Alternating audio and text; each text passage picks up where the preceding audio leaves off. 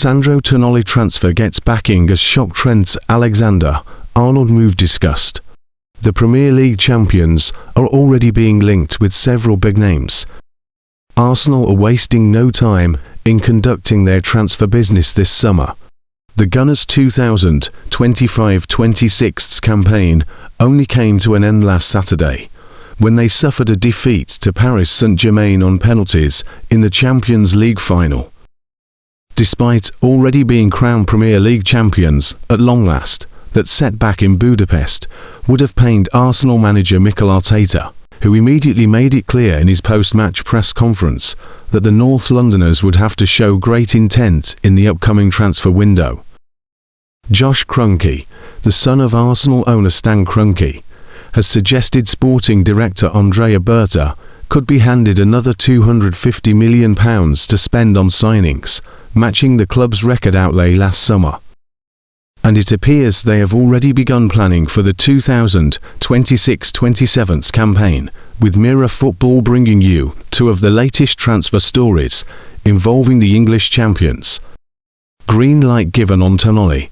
Former Gunners defender Nacho Monreal believes Arsenal will have the best midfield in the world if they sign Sandro Tonali from Newcastle this summer. Tonali, 26, emerged as a transfer target in the January window after Berta was made aware of the possibility of signing him. The Italian's own agent is understood to have reached out to Berta as Tonali is desperate to continue playing in the Champions League next season. The Magpies' failure to secure European football, as well as reports of Arsenal being in the market for a new central midfielder, mean Tonali has re-emerged as a potential summer acquisition.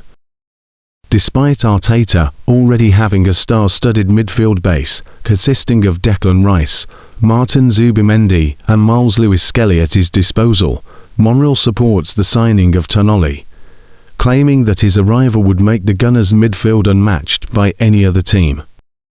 If Arsenal sign Tonali, obviously they will have the best midfield in the world, said Monreal, who played 151 times for the Gunners between 2013 and 2019.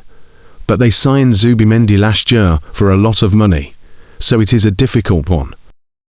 To have both Tonali, Zubimendi, and Rice would be a lot, so I can only imagine that they would have to sell either Zubimendi or Declan Rice as they really want Tonali. In my opinion, they already have the two best defensive midfielders in the world. Shock Trent Alexander-Arnold move.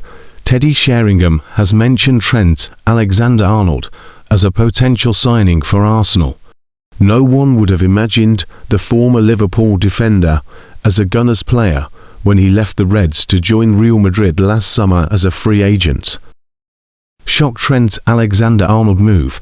Teddy Sheringham has mentioned Trent Alexander-Arnold as a potential signing for Arsenal. No one would have imagined the former Liverpool defender as a Gunners player when he left the Reds to join Real Madrid last summer as a free agent. But the 27-year-old endured a hugely disappointing first campaign in Spain, having been in and out of the starting 11 due to injuries and the lack of form.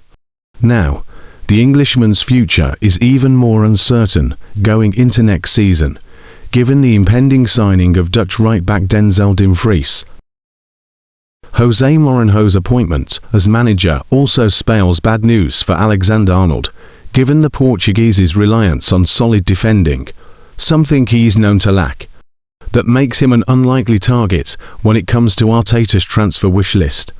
But former Tottenham striker Sheringham thinks the Gunners can mask Alexander-Arnold's defensive frailties with their impressive structure, while he could offer them the X-factor they have missed in recent times. Speaking to Boyle Sports, who offer the latest World Cup odds, Sheringham said, "Could we see Trent Alexander-Arnold back in the Premier League? Liverpool fans might not want him back, so it does narrow down where he could go, doesn't it? He doesn't immediately strike me as an Arsenal player, to be fair. I think they're too strong and resilient and work as a proper back four unit, but they could make it work for him. Even if you have an organised back four with fantastic players, if you leave him on his own, Trent looks all over the place, but that was true of Harry Maguire when Manchester United weren't playing well. If you did that to Tony Adams or Steve Bruce, they'd have looked shocking. If you put Trent in an organised, structured back four, and they work as a unit, that's what playing in a team like Arsenal is all about.